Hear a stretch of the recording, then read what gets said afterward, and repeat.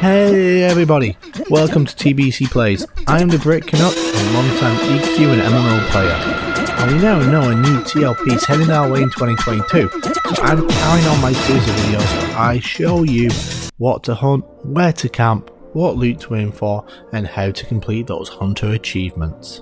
Today I'm looking at another one of those classic raids that you will do early on a TLP, and that is the Red Dragon Scale himself, Lord Nagafen, who resides deep within the mountain of Sol B.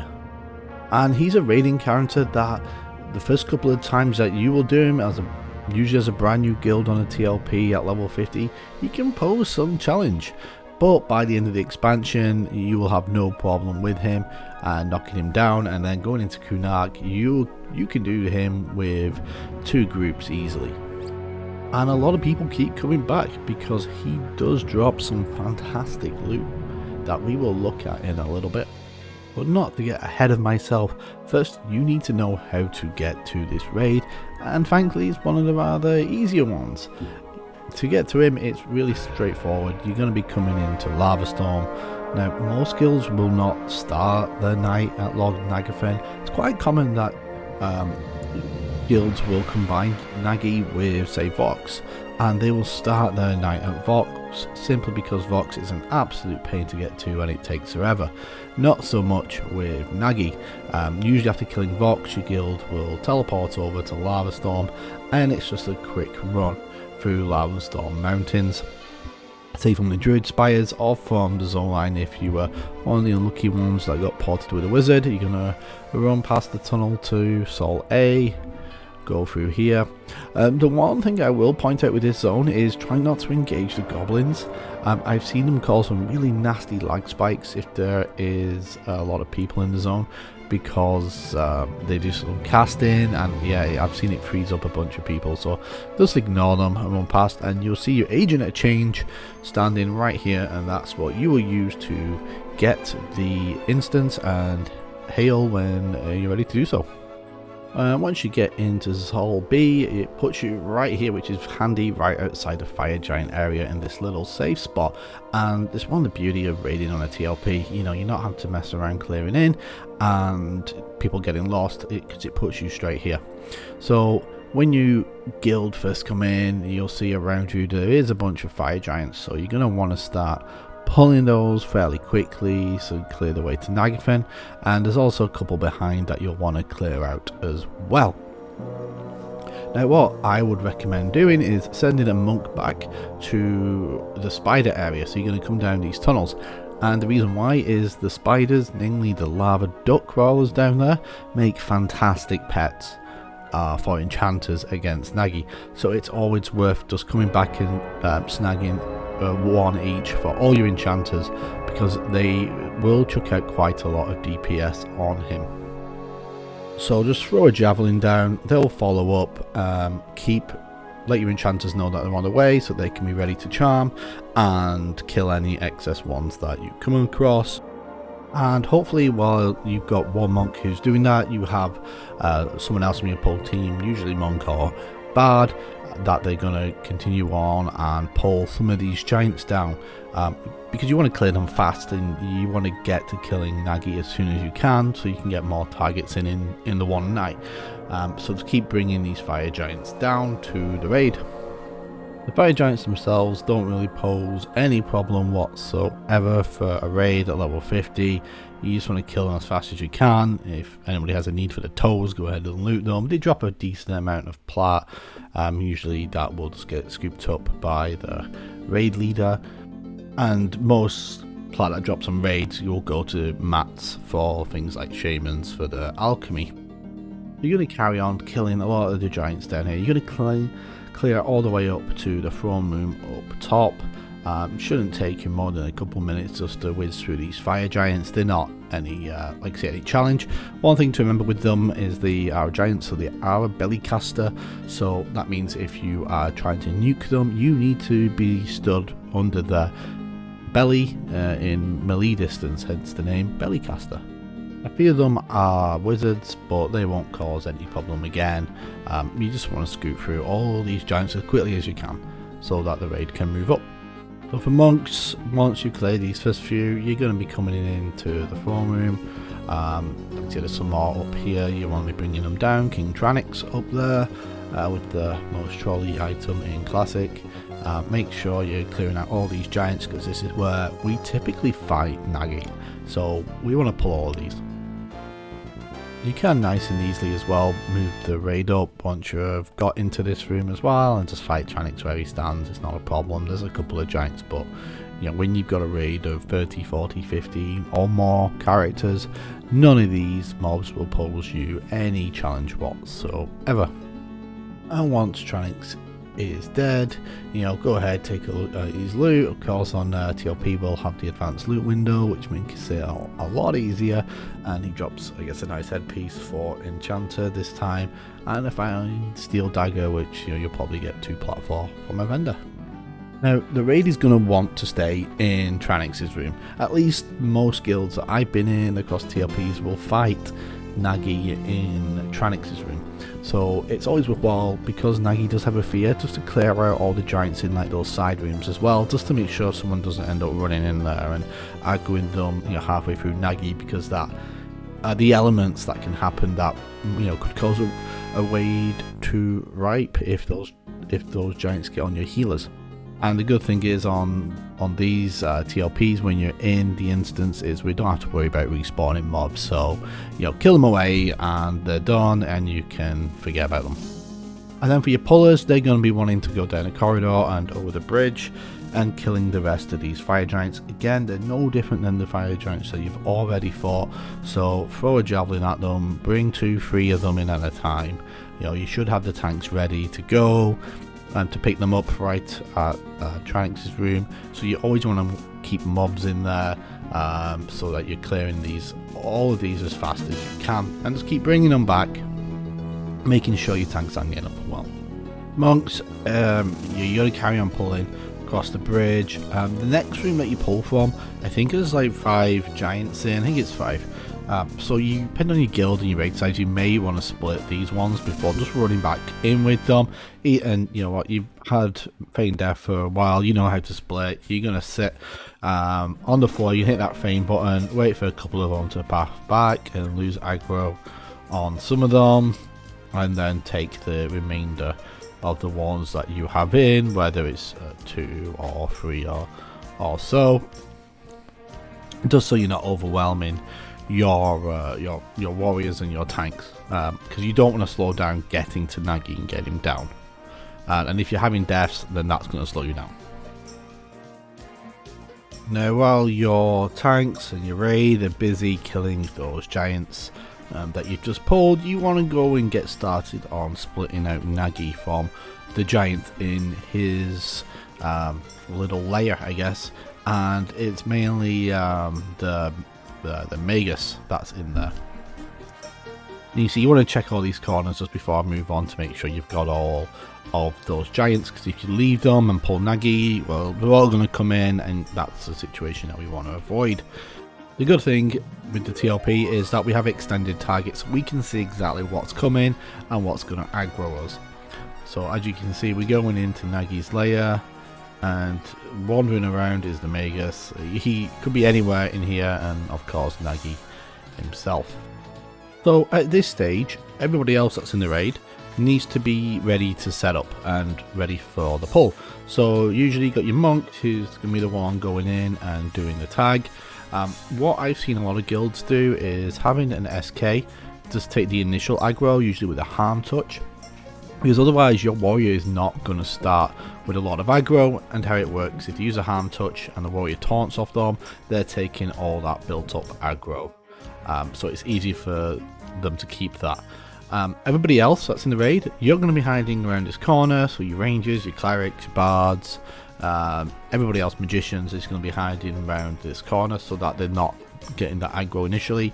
Of course, bard songs when the pull is coming need to be turned off, because the worst thing you want is the Naggy to run in and around this corner. At the bottom of the stairs, you'll see you've got your enchanters. They should be down there with the pets, so all the pets want to be down here, because on a TLP we don't have pet hold or anything like that. And with Naggy's, as soon as Naggy's AoE goes off, they're going to run in, and we don't want that. So be prepared if you are a pet class that you are spamming pet back. That goes for enchanters, magicians, necromancers. Really important that when the pulls incoming, you're spamming that pet back button. Because we don't want Naggy running down here after the spiders or a mage pet, and we want to keep our spiders alive and the enchanters alive because they do bring in a lot of DPS. And dependent where you position Naggy in the fight, the pets might very well be able to attack from that spot as well without ever having to leave. So it's a really nice little spot to leave your pets in. So when the raid is good to go, and I just made it a little bit easier just to see a few of the different classes. I gave some people a few robes just so it's they're not all blended in as that kind of naked human male model. When you're getting ready to pull your clerics, you want to have done your buffs, and you're going to want to be at full mana. The raid leader will call out for a mana check. You want to say FM hopefully. If you are not at full mana, you need to let the raid leader know. We don't want to start a fight against Naggy with people on like low health or low mana, because that will create problems. Everyone needs to stay behind the wall. That means no peeking. Warrior's going to be out front and the SK in front of them, because they're the ones getting that initial aggro, and then of course the monkey's going to be the one that's going to be pulling. Everybody else should stay back. And again, reiterate it, stay back, no peeking, no casting songs. This room should be nice and clear because this is where we're going to fight Naggy. Now when we are ready to pull, we're going to, as our monk, we're going to run in, hopefully have levitate so you don't have to mess around with the button for the bridge. And when we get there, Naggy will, usually you will want to split out the Magus. Naggy's going to react a little bit differently on this server because it isn't a TLP. Normally Naggy will leave his room in an instance, but on a, like say an old server like P99, he won't. You'll see the aggro on the extended target, it drops. But normally what you have to do as a monk is aggro Naggy and kind of hide behind the corners back here and wait for the Magus to come to you and feign Naggy off and bring in the Magus, because you do want to split them. You don't want them both coming at the same time if you can help it. Not that the Magus is difficult, but those are those kind of weird elements that can throw off a raid and throw off a guild from being successful. But what we want to do at TLP when we're pulling him, you just kind of coaxing him out. Like I said, right now he's going to keep dropping aggro, but what you want to keep doing is just keep aggroing him and pulling him back on a TLB, and he will follow. Now obviously Naggy is a little bit bigger than some of these corridors, so you just have to be mindful that he will sometimes warp to you. It may look like he's stuck, he's not, he's just taking his time. Well, on a similar vein, you don't want to be too far away from him because that could cause him to leash. You want to making sure you're like this. I can see him, I know that he's coming. Sometimes I'm throwing another javelin to keep his attention on me. So normally on a raid, voice comms should be clear. Right now this is a really pivotal moment of any raid, and that's the pull. For any guilds or any kind of side conversations need to be stopped because Naggy's on his way in.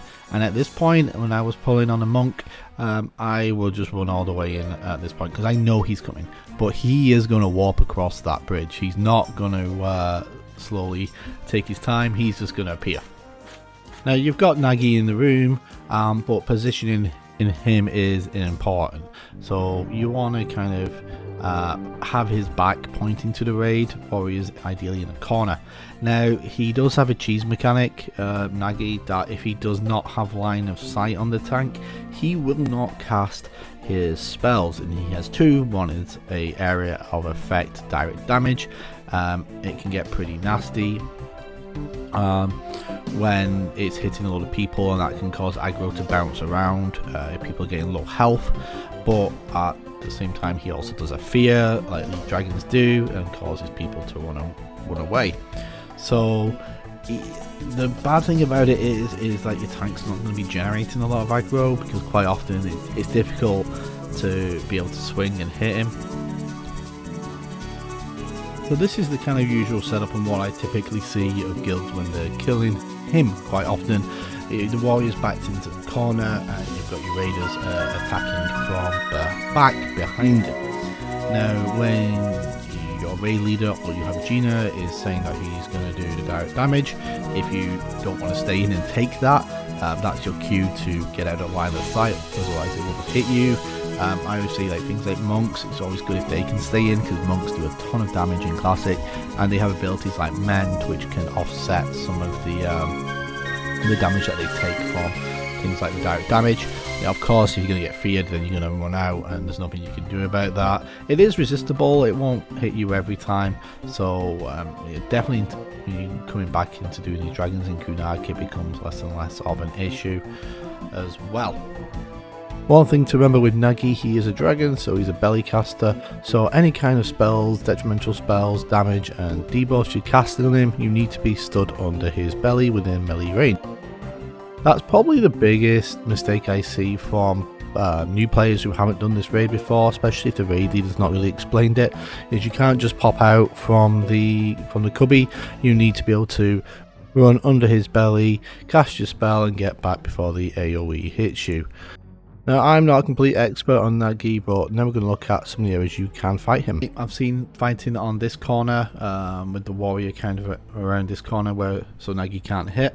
This is a particularly nice one because, as I said earlier, this positioning allows the pets to attack from that room at the bottom, so they won't get hit by things like the AoE. So again, it's keeping that DPS up. You're not losing your pet, you're not losing your magician's pet.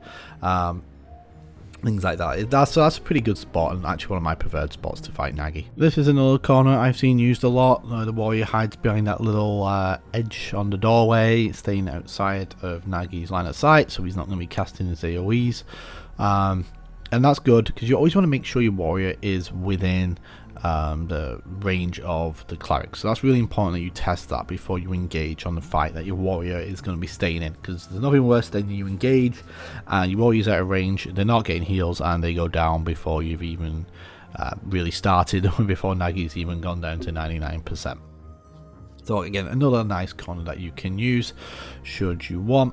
The first few minutes of making sure it's set up and your tank's got aggro. Naggy can be pretty spiky with damage as well. I've seen him chomp through warriors fairly quickly, or other warriors able to get through all the fight without so much as really dipping down too low. It can really depend, but you should always have a warrior, kind of usually whoever's next in the tank line, and the raid leader should do that before the start of the fight. Should just let everyone know, well, who's in the tank line.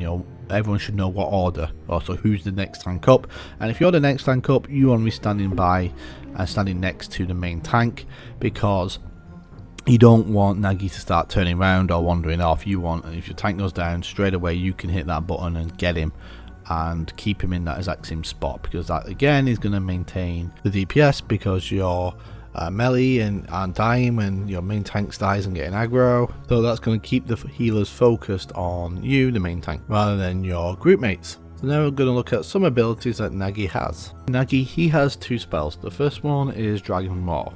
And what Dragon War is, it's a point blank area of effect. What I mean by that, and it's something you see in Everquest a lot, point blank means it originates from the caster. So in this example, it'll center on Naggy and go out in a radius, and everyone in that radius can be hit by the spell. It is resistible, so you won't necessarily get hit by it, and what it does is it makes you basically run away in fear. It puts like an LD, like the old Link Dead icon, next to your character, because you're not in control of your character, and your character will probably run in a random direction. Like I said, it's important, that's why you clear all the giants when you're fighting these dragons, because they do like to do that. And the second one he has is Lava Breath, and it has two elements to it, Lava Breath, I believe. So it's got the direct damage component, which I think, if memory serves, is about 500-600 damage that it does per cast, but that's usually not why it's all that dangerous. It has a cancel magic element too. And I probably should have said this at the start while you were setting up. It's really important when you're fighting some of these dragons that your top slot, and what I mean by that, the very first buff slot, has a junk buff in it. And the easiest one to get well, maybe not necessarily to get, but the easiest one to use is an instant cast item, the Journeyman's Boots, which is a quest item that you can do.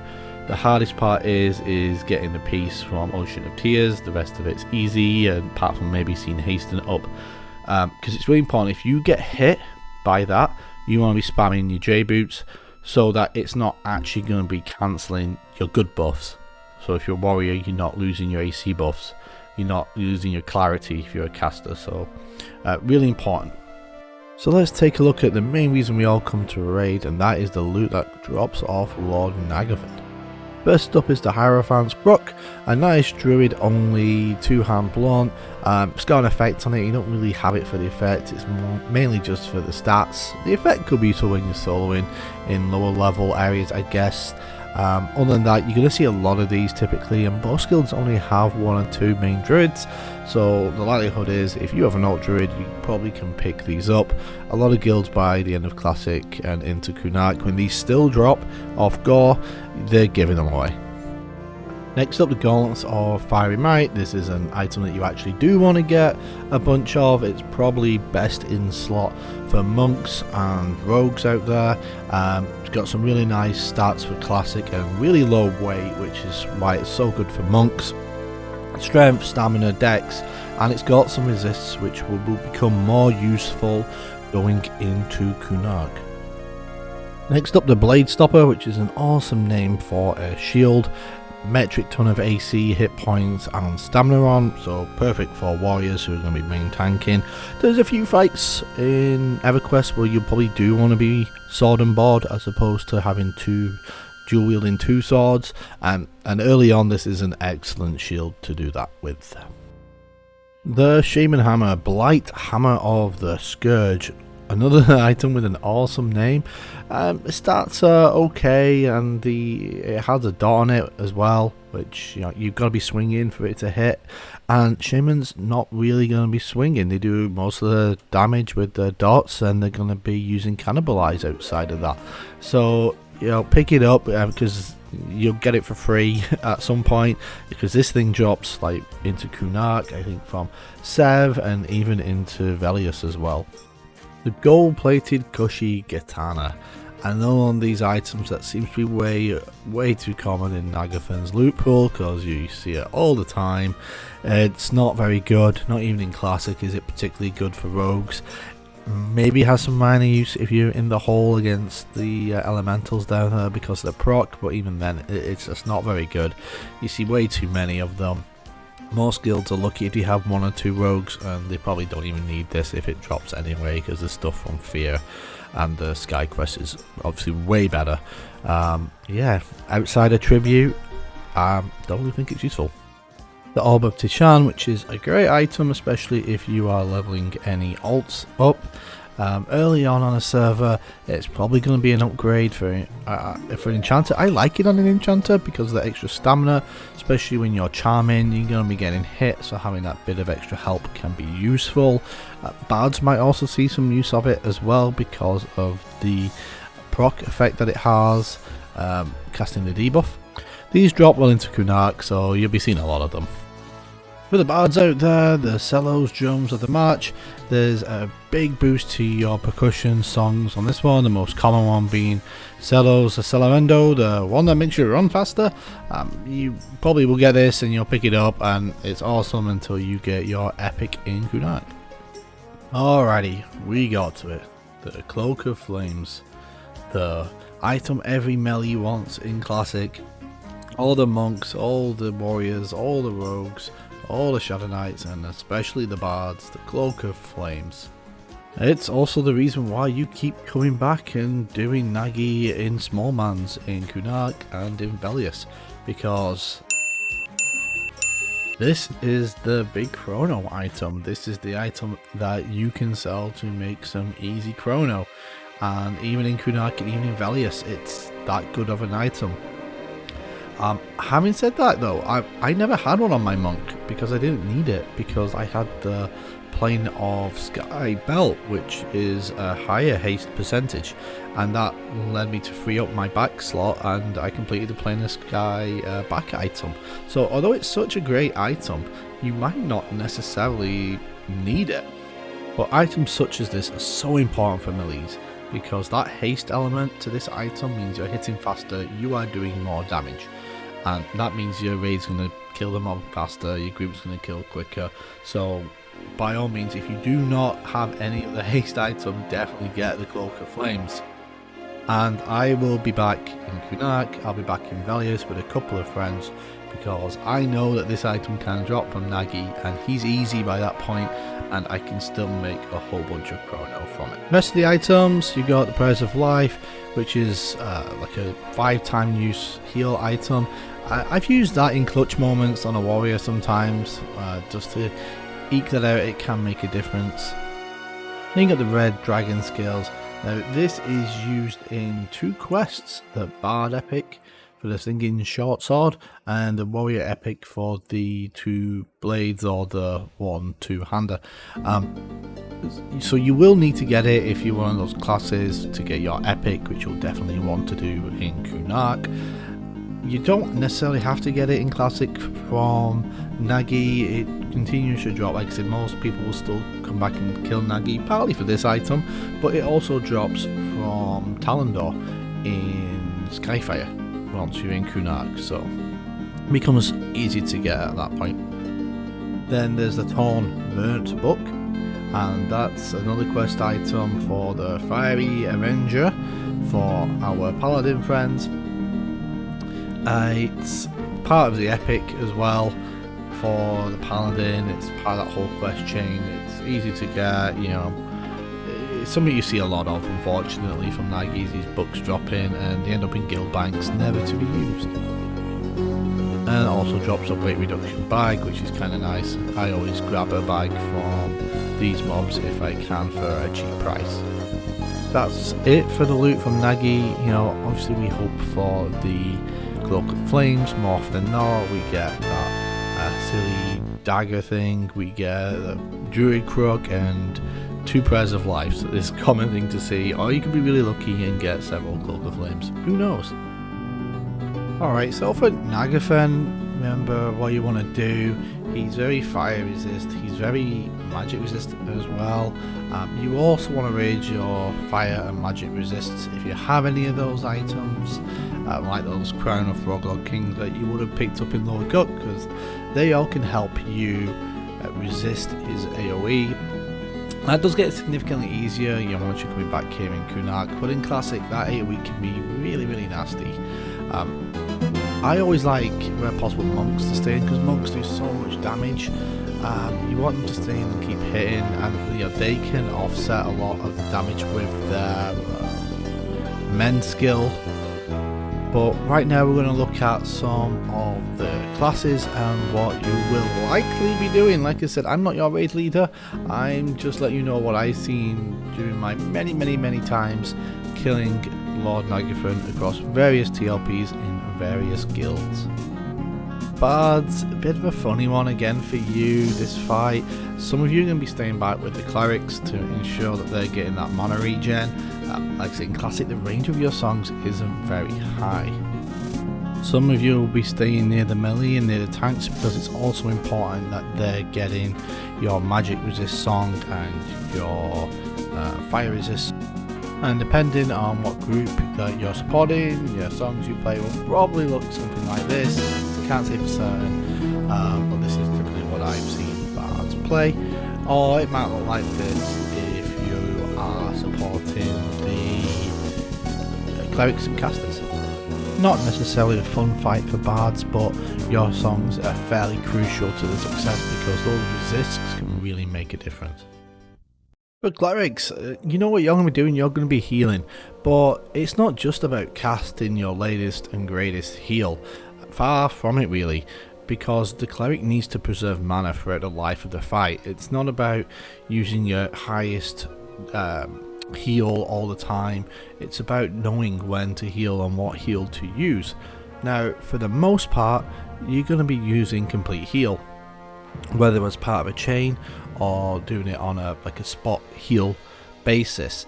Complete heal is the most mana efficient heal you have. It will always heal the target to 100% of their health in these early expansions for a decent amount of mana, but it does also take a long time to cast, and sometimes you need to heal quicker, which is why I'd recommend, and what I've typically seen being used, is Superior Heal. Yeah, it's lower level, but it's a really fast heal when you need to get health to your tank urgently. Naggy's not a fight where you need a chain typically, and what I mean by chain is there's a certain order of the clerics, and like every 8 seconds the next cleric also is pressing their button for complete heal, so that there's always a constant health replenishment going to your tank. You don't typically need that. Clerics do have to be aware and be watching that health bar, because there is no point landing complete heal if the tank's at say 90%. If they're getting down to 30, yeah, land it. So it's all about ducking when you don't need to cast and preserving that mana. And what I mean by ducking is by pressing, I think it defaults to X, and it makes your character duck on the screen, and that cancels the heal. Now, good clerics are always aware of their mana. They're making sure that they've got mana to last the length of the fight. They're not running out of mana, say at 60-70%. And they're making sure they're getting things like bard songs, that the bard's not skipped or something like that, and not had a look and seen, because that's all important about keeping your mana as high as possible, and of course making sure you're sitting down as well between casts. Clerics also have the job of buffing the raid beforehand, so you're gonna be busy before and during the raid. It's a very active class. It's a class that a lot of people also box because it's fairly easy to set up like that. But all being well, your clerics are the ones that are going to see you through this fight. Druids, a bit of everything really on druids and on these kind of fights. The same with most raids. You know, drop down your dots if you can land them. And then you're also going to be looking at your group, making sure any group mates maybe got caught in the AoE, because you don't want your group mates to get too low on health, because that way they'll get low health aggro, Naggy's going to turn around and run to them. People panic then and start running around, and you know, it makes things crazy. So druids, key role, keep your group mates health up. Enchanters, primarily what you'll be doing during this fight is making sure your pet is attacking the mob, because you're going to be bringing the DPS on this fight. Those lava duck crawlers really are nasty and do a lot of damage, so making sure you're keeping tabs of what your pet's doing, and when it breaks, set up a Gina trigger, and I'll go through that in another video. But also what your other enchanters pets are doing. You know, you want to make sure that they're being attentive and they're watching their pets, but if not, you're there ready to mez should it break. Magicians, yeah, sorry, not much for you to do on this fight. Naggy being fire and magic resist. Maybe you can land shotgun swords. Sorry, this fight's not for you. Monks, you're going to be swinging those fists and hitting the mob, you're doing your kicks, all that kind of good stuff. It's kind of your call whether you're going to joust or you're going to stay in. I mean, my jousting is running in and out when the AoE is about to go off, and making sure doing that and pressing the feign death button every once in a while to reset your aggro. Monk's always a funny one, because you're super busy before the fight doing all the pulling, and then you get to the fight and you're pretty much can sit back a little bit and press your macros. Necromancers are going to do well on this fight. They bring in around 5% of the damage. Primarily you're using Bond of Death as your dot, and then Drain Soul as your nukes. You're going to do okay, just make sure to throw in the occasional feign death, please.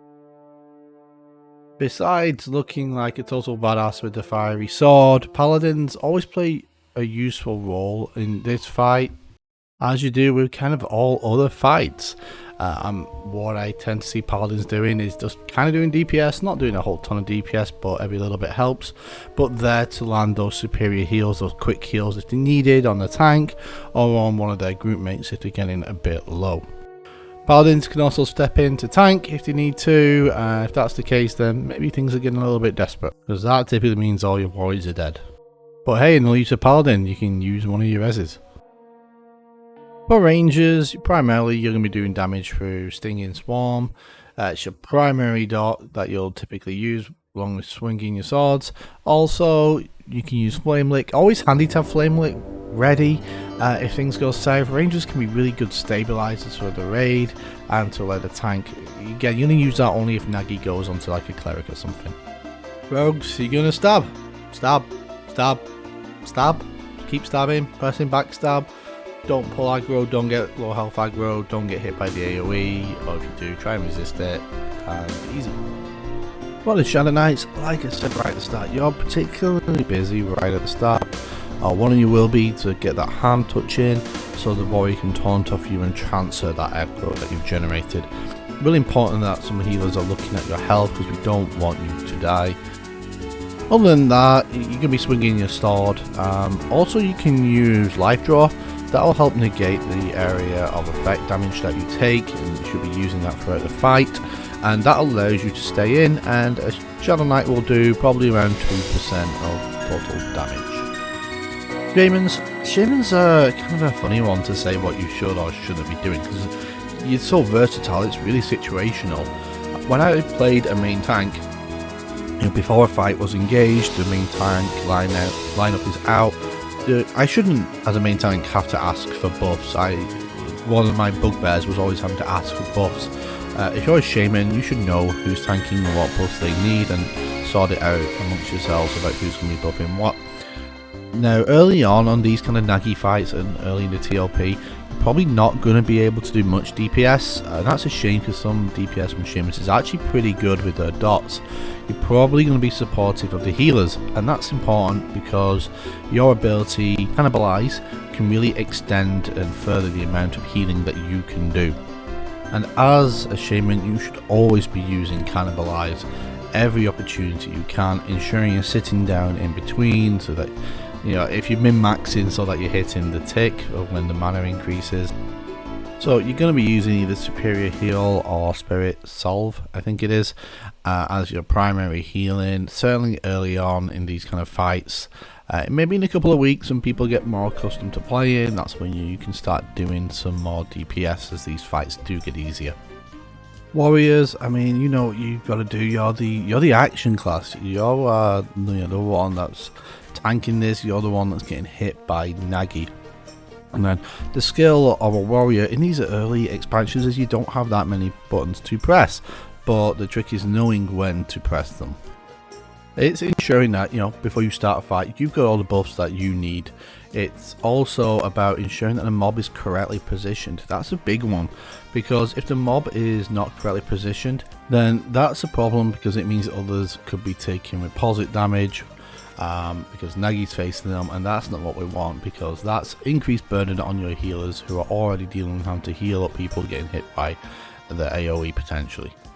It's also making sure that you know where you are on the tank rotation, that if you're next up, that you're ready, that if the tank was to go down in these early expansions, you're there to hit taunt and immediately take that aggro. And like I said, it is important that you have the correct buffs, because for warrior who has main tanking, it actually does quite a lot of damage, because you should have a damage shield, so that actually propels you quite far up the DPS chart, surprisingly. So like I said, really important. It's your character, you need to ensure that you have the buffs that you need to do it successfully. Wizards, last but not least, but also this is where you will stand out on this fight. There's not many classic fights where you bring home the bacon, but you definitely do on Naggy. And there's only one spell you need to use, that is Ice Comet. And what I want to see from you guys is Ice Comet, Ice Comet, Ice Comet, Ice Comet. You don't even need to cast anything else, there's lots of Ice Comet. A wizard can easily be as much as 8% DPS across this fight with the use of Ice Comet, so it's really important that you don't overdo it too early on, because you're going to get aggro and you're going to die, and the raid has lost all that DPS.